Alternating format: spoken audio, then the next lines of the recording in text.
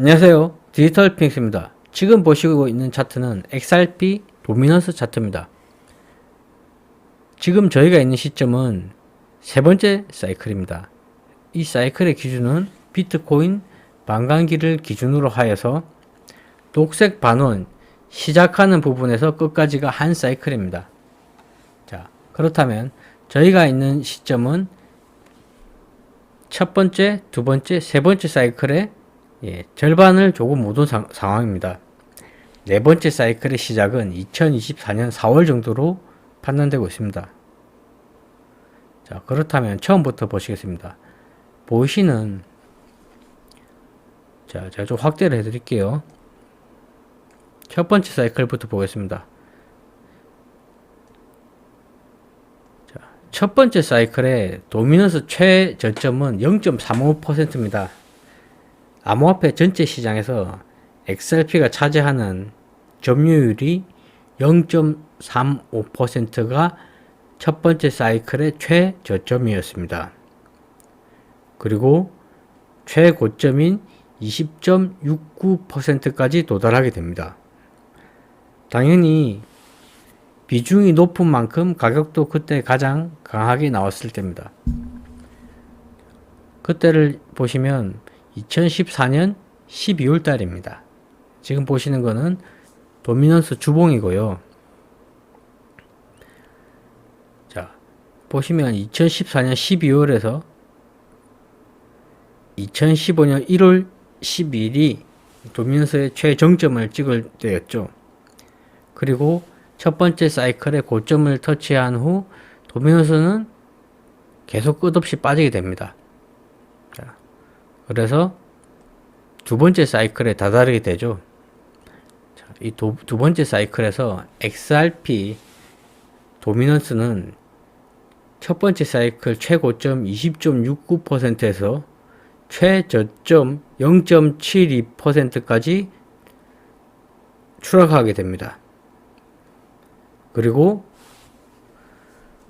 사이클 시작한 시점에서 총 41주봉이 지난 이후 최고점인 31.45%에 도달하게 됩니다.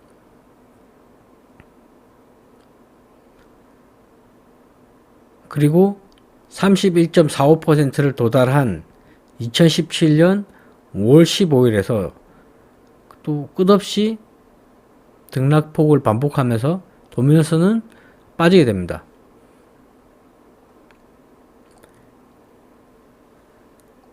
그리고 지금 저희가 머물고 있는 세 번째 사이클까지 오게 되죠. 세 번째 사이클의 도미넌스의 최저점은 1.11%입니다.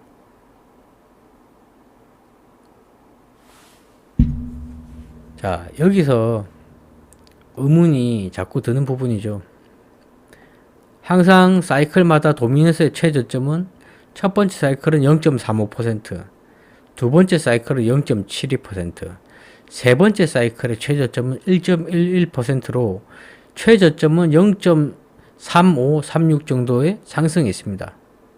그렇다면 최고점은 어떻습니까?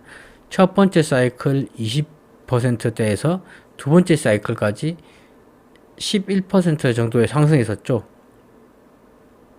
그래서 31.45%까지 도달하게 되는데요.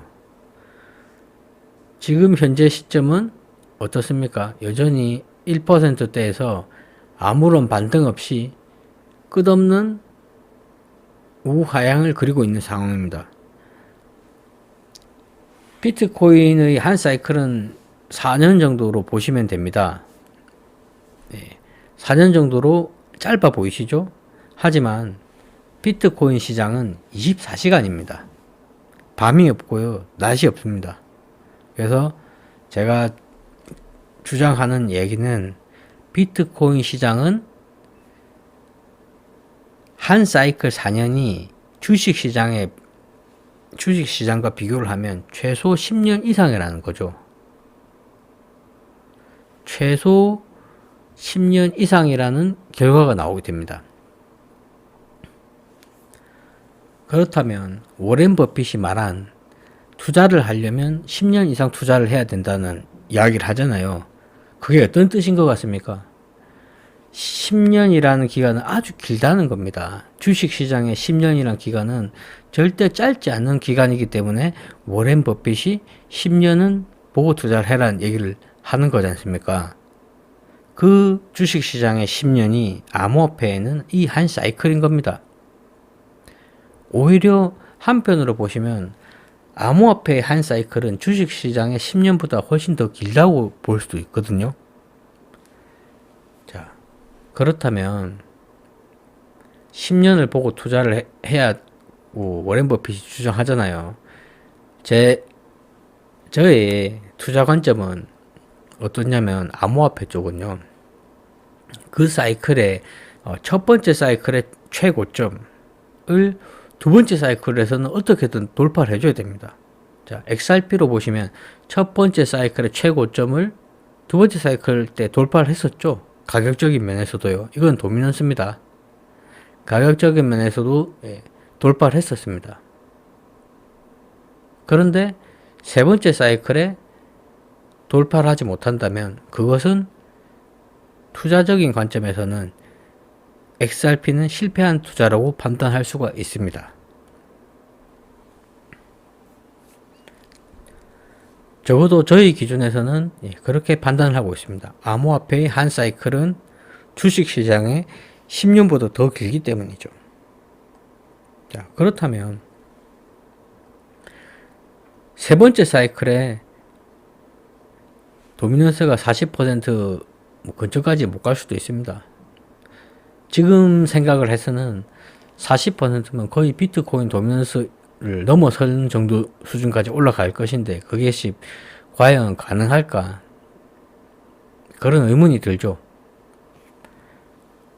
도미넌스는 40%까지 못 간다 하더라도 가격적인 부분에서는요, 올라줘야 되는 겁니다.